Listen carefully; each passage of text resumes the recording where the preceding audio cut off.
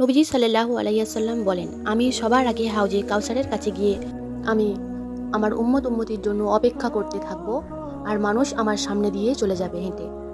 যে আমার সামনে দিয়ে হেঁটে যাবে সে এই হাউজে কাউসারের পানি পাবে। একবার এই হাউজে কাউসারের পানি পান করলে সে কখনোই পিপাসার্ত হবে না।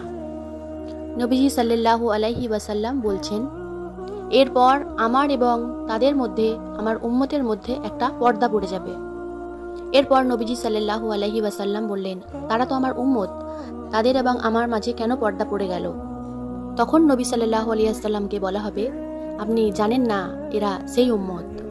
আপনার ইন্তেকালের পরে দিনের মধ্যে নতুন নতুন বেদাত, আমল এবং আকীদা দিনের মধ্যে শামিল করেছিল।